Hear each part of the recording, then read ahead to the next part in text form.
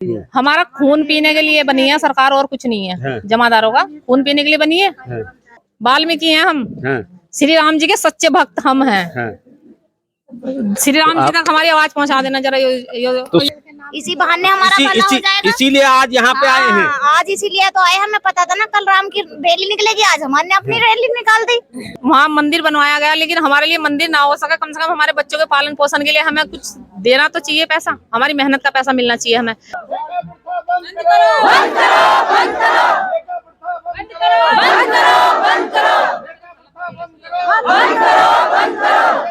ये तो हमारी रोजी रोटी है, इसे हम खड़ी थोड़ी ना रखेंगे। इसके कारण तो हमारी जिंदगी चल रही है, हमारे बच्चे पल रहे हैं। अगर doctor Lalit Mohan royal committee की जो सिफारिशें हैं वो लागू की जाएं। अब क्या ये सिफारिशें हैं, क्यों ये गिरफ्तारी देने के लिए यहाँ पे पहुंचे हुए हैं? ठेका प्रथा मुक्त करने की है, विनियमितीकरण की है, और पुरानी पेंशन बहाली की है। मोहल्ला कि जो आप लोगों का अधिकार बनता है उसे कोई और खा जा रहा है। सफाई का कार्य बाधित होने का कुछ अंदेशा है? नहीं, मैं पूरा अपने जो कार्मिक है मैं उनसे पूरा आशा करता हूं, उनसे आपका उम्मीद भी है कि वो इस तरह कोई कार्य बाधित नहीं करेंगे। और हम मिलके उनके साथ, मैं भी लगा हुआ हूँ, वो भी देख रहे हैं, और आप भी देख रहे होंगे, आपका जितने भी मीडिया बंधु हैं यहाँ पर, ये नगर पालिकाओं में आपका सफाई का कार्यक्रम बहुत अच्छे से चल रहा है। और हमने कई बार समझौता करने के वो बातचीत की हमने कि कुछ हो जाए, हल निकले, कुछ हल ही नहीं निकल रहा है। हामी सरकार होश में आओ, होश में आओ, होश में आओ। वादा खिलाफी बंद करो, बंद करो, बंद करो। वादा खिलाफी बंद करो, बंद करो, बंद करो। ठेका प्रथा बंद करो, बंद करो, बंद करो। ठेका प्रथा बंद करो, बंद करो, बंद करो। ठेका प्रथा बंद करो, बंद करो, बंद करो। सरकार होश में आओ, होश में आओ, होश में आओ। होश में आओ, होश में आओ, होश में आओ। सरकार तुम होश में आओ, होश में आओ, होश में आओ। वादा खिलाफी बंद करो, बंद करो, बंद करो। वादा खिलाफी बंद करो, बंद करो, बंद करो। वादा खिलाफी बंद करो, बंद करो, बंद करो।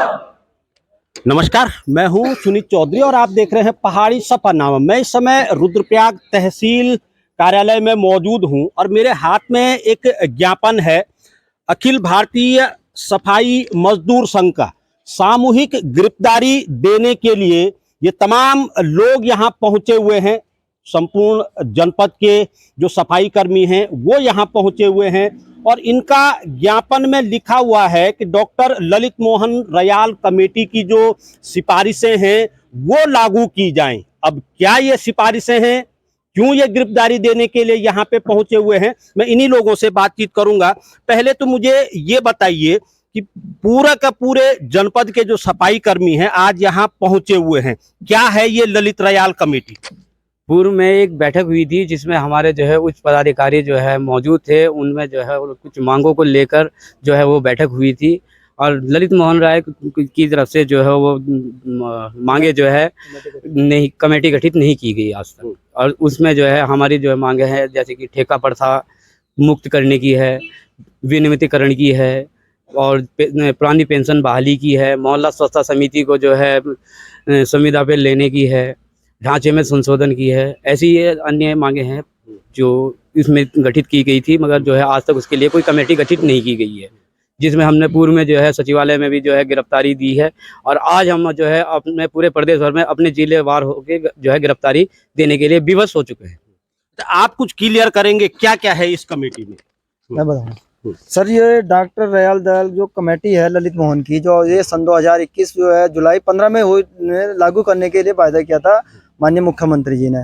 इसमें ये होता है सर, जैसे कि हमारे जो सफाई कर्मचारी हैं वो, अगर आदमी कोई मान ली बात ये, मेरा भाई बहन कोई भी पढ़ा लिखा है, उसको पदोन्नति कैसे दी जाए, तो ये कमेटी में पूरी सिफारिश लागू की गई थी कि सफाई कर्मचारियों को कैसे पदोन्नति की जाए और किसी को मतलब किस आधार पर रखा जाए और कैसे ही वो उसका वेतन ले पाएगा, न्यूनतम वेतन कैसे मिल पाएगा। तो ये सर ये है। और दूसरी सर हमारी ये है कि प्रत्येक नगर पंचायत हो या नगर पालिका हो या नगर निगम हो, आजकल क्या है, सब ठेकेदार को ठेका दे रहे हैं और अपनी मनमर्जी से सैलरी दे रहे हैं। काम है 25,000 का, दे रहे हैं 10,000। उसी में जो है अब 10,000 में आदमी क्या काम चला पाएगा अपना? बच्चों की पढ़ाई लिखाई है, खाने का खर्चा है, कमरे का किराया। हम लोगों को तो, वाल्मीकि लोगों को तो कोई किराए पर कमरा देने के लिए तैयार नहीं रहता है। और दूसरी लोग है सर हमारी,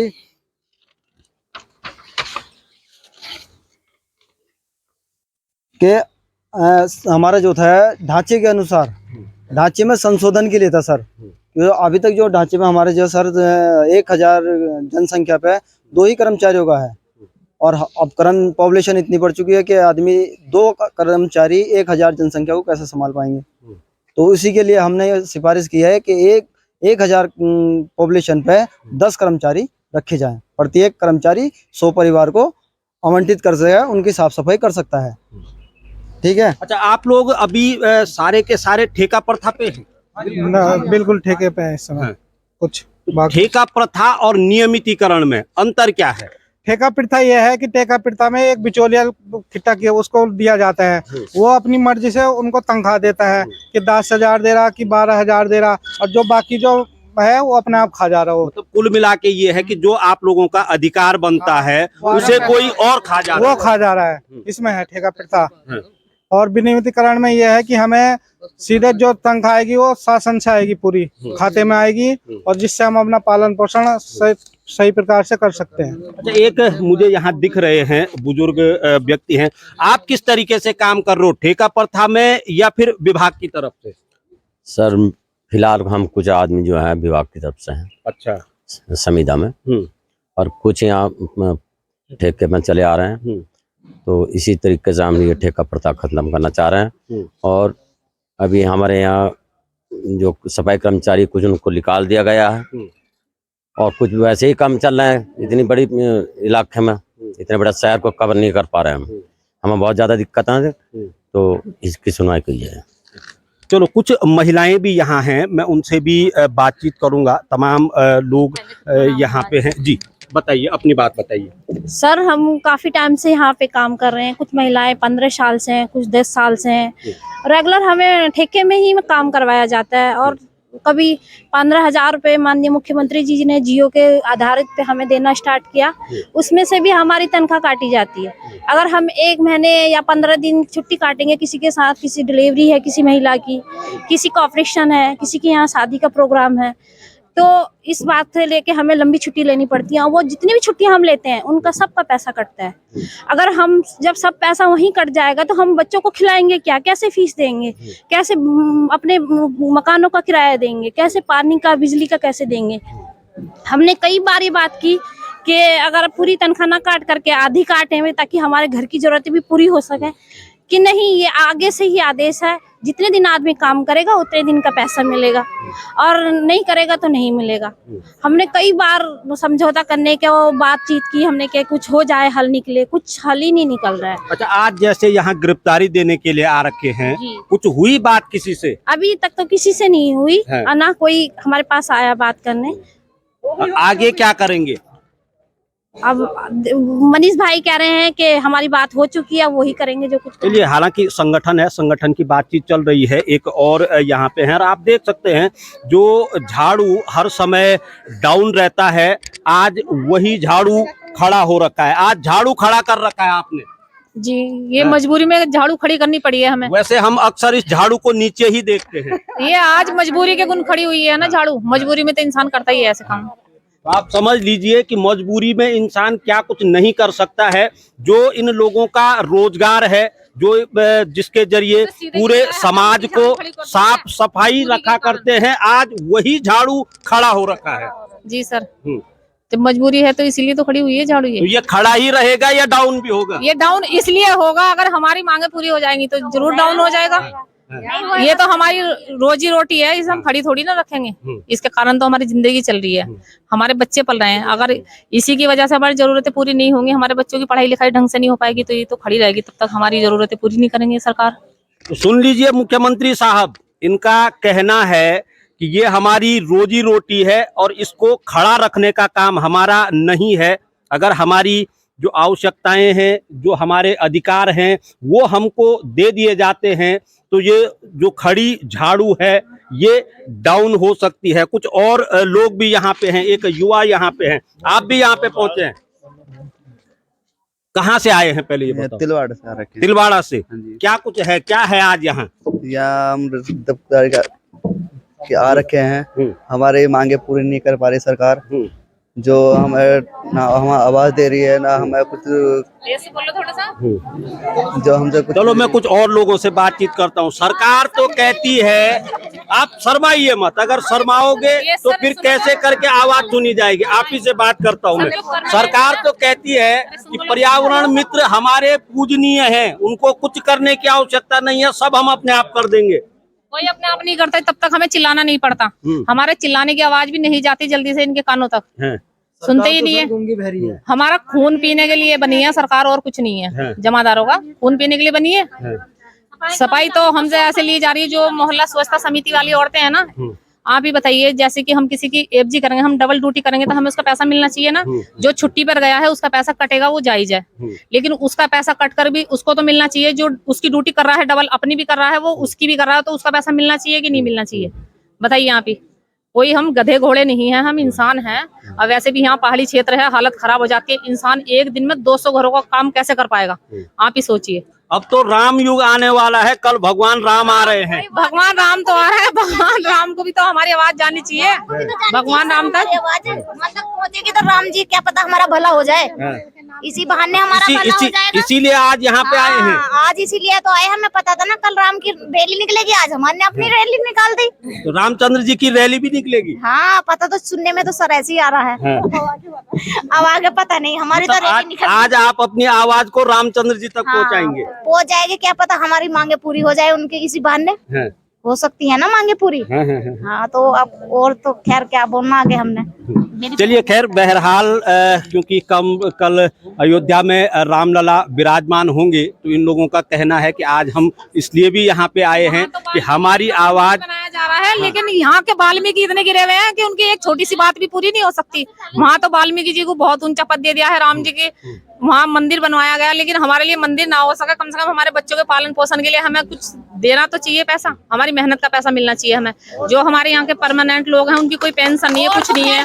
अगर कुछ हो जाए उनको कल को तो क्या करेंगे, उनके बच्चे कहाँ जाएंगे? यहाँ से तो नगर पालिका वाले तो कह रहे हैं कि आप जा सकते हो, उनकी कोई नौकरी भी नहीं मिल रही है। उनके बच्चों को मिलनी चाहिए कि नहीं मिलनी चाहिए उनकी नौकरी? अब ये कह रहे हैं नगर पालिका वाले, हमारे एक वो उस्ताद जी थे मनोहर जी, वो खत्म हो गए, उनकी किसी को नौकरी नहीं थी इन्होंने, तो ये आगे को भी किसी को क्या देंगे? अभी बहुत सारे लोग हैं जो परमानेंट है, उनको भी देने के लिए फिर तो बंद ही कर देंगे कि जब उसे नहीं मिली तो तुम्हें भी नहीं मिलेगी। कहाँ से खाएंगे उनके बच्चे कल, ये बताइए आप। तो सुन लीजिए साहब, ये उसी समुदाय से जुड़े हुए हैं जिनकी की कल प्राण प्रतिष्ठा अयोध्या में होनी है भगवान श्री राम का। और भगवान श्री राम के बारे में महर्षि वाल्मीकि ने क्या कुछ लिखा है, क्या कुछ कहा है, वो किसी से छुपा नहीं है। तो ऐसे में इन लोगों का कहना है, बेचारे बुढ़े हो गए, बहुत सारे ऐसे बिरादर हैं हमारे बुढ़े हो गए बेचारे, उनकी जिंदगी का पल भर का भरोसा नहीं है, उन्हें पक्का अभी तक नहीं किया गया। कब होंगे वो पक्के? जब मुराद घाट पहुंच जाएंगे तब करेंगे कि उन्हें पक्का।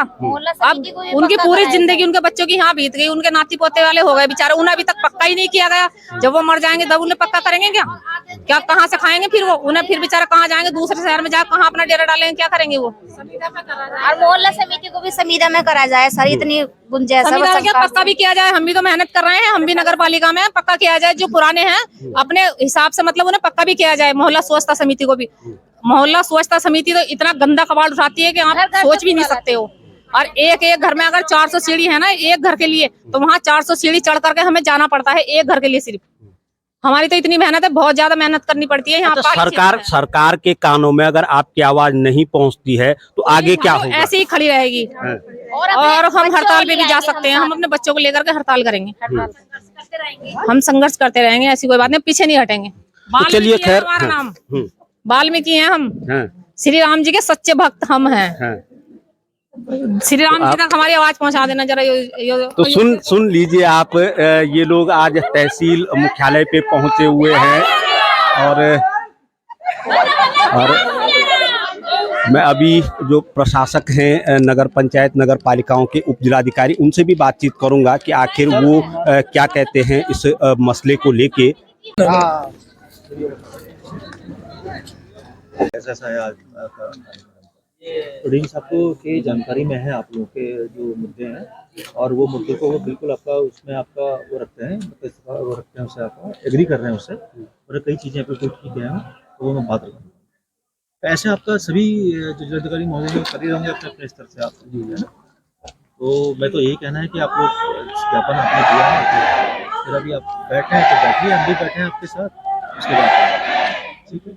बाकी कार्मिक तो मेरी हैं आप, ये हम मेरे ही लोग कार्मिक ये हैं आप, यही है कि फिलहाल थोड़ा टाइम भी तो मेरे ही कार्मिक हैं। साहब की तरफ से और आपकी तरफ से हमारे लिए चला जाएगा तो ज्यादा बेटर रहेगा, क्योंकि सर काफी समय हो गया है हमें इस मांग से। ये जो हमारी मांग है ना जी, ये चिट्ठी तो डीएम साहब के थ्रू मुख्यमंत्री जी को जानी है, वो जगह सामने ले जाएगी, लिया, वो तो जानी हुई है। हाँ, वो तो मैं भेजूंगा यहाँ से, फिर मैं पर्सनली मिलूंगा अभी सबसे। और वो खुद ही कह रहे थे यार, जैसे मैंने ये बात रखी उन्होंने खुद ही बोल दिया, हाँ यार मुझे दिली जानकारी में है, खुद ही कह रहे थे, उसको हम देख लेंगे सर। बाकी आपको कुछ अभी कुछ करना है 5-10 मिनट करो तो यार, बाकी तो मैं भी तुम्हारे साथ लगा हुआ हूँ। उसके बाद हमें वादा कर दिया, अब भी वादा जब जो कि उस टाइम पे धामी जी हमारे जो है बने थे मुख्यमंत्री, तब भी हमारे ज्ञापन जो है लगातार चल ही रहे हैं, मगर आज तक जो है कर्मचारी एकता जिंदाबाद, कर्मचारी एकता जिंदाबाद, ठेका पिरता बंद करो, ठेका पिरता बंद करो। उप जिलाधिकारी रुद्रप्रयाग और नगर पंचायत और नगर पालिकाओं के मौजूदा जो प्रशासक हैं वो मेरे साथ इस समय मौजूद हैं। सर, जो स्वच्छकार हैं, तमाम लोग हैं जनपद के, आज पहुंचे हैं गिरफ्तारी देने के लिए तहसील रुद्रप्रयाग में। क्या कुछ इनकी मांगे हैं, क्या कुछ अभी तक इनसे बातचीत हो पाई है? ये यहाँ पर उपस्थित आपका जो तहसील नगर पालिका रुद्रप्रयाग, तिलवाड़ा और अगस्मुनि के जो पर्यावरण मित्र हैं, उनके द्वारा अपनी मांगों को लेकर यहाँ पर कुछ ज्ञापन दिया गया है। उस ज्ञापन में मुख्य बात ये है कि इनकी अब जो सेवाएं हैं आपका वो बहुत लंबी हो गई है, उसको नियमितीकरण करने के लिए बात रखी गई है। इसी प्रकार जो आपका रयाल कमेटी है उनकी सिफारिशों को भी उनको लागू करने की बात की गई है। इस संबंध में ज्ञापन हमने आपका प्राप्त कर लिया है और इस आपका उच्च अधिकारियों के माध्यम से ज्ञापन को जो है शासन को आपका उपलब्ध कराया जाएगा। सर, जैसे कि इनकी जो आज की चेतावनी थी गिरफ्तारी को लेकर, क्या इसे हम गिरफ्तारी कहेंगे? नहीं, गिरफ्तारी तो नहीं है, ये तो आप मांगे हैं, आप मांगे को हमसे वार्ता कर रहे हैं आपका, और उम्मीद है आपके, क्योंकि हमारे कार्मिक हैं आपका, वो हमारी बात को आपका ठुकराएंगे नहीं, उसे मानेंगे। अभी कुछ बातों पे सहमति बन पाई है? स्थानीय स्तर की अगर हम बात करें, शासन स्तर की अगर छोड़ दें, जो आपका मेरे स्तर की जो आपका एज अ प्रशासक जो मेरे स्तर की आपका जो इनकी वो आपका कुछ सुविधाएं मुहैया कराने की बात थी, तो मेरे स्तर से आपका उनको कराई जाएगी। जो शासन स्तर के जो मुद्दे हैं आपका, वो शासन स्तर को प्रेषित कर दिए जाएंगे। जो आने वाले दिन हैं उनमें सफाई का कार्य बाधित होने का कुछ अंदेशा है? नहीं, मैं पूरा अपने जो कार्मिक हैं मैं उनसे पूरा आशा करता हूं, उनसे आपका उम्मीद भी है कि वो इस तरह का कोई कार्य बाधित नहीं करेंगे, और आपका हम मिलकर उनके साथ मैं भी लगा हुआ हूँ, वो भी देख रहे हैं, और आप भी देख रहे होंगे, आपका जितने भी मीडिया बंधु हैं यहाँ पर, ये नगर पालिकाओं में आपका सफाई का कार्यक्रम बहुत अच्छे से चल रहा है, और अपना पूरा जी जान से आपका हर सब पर्यावरण मित्र लगा हुआ है।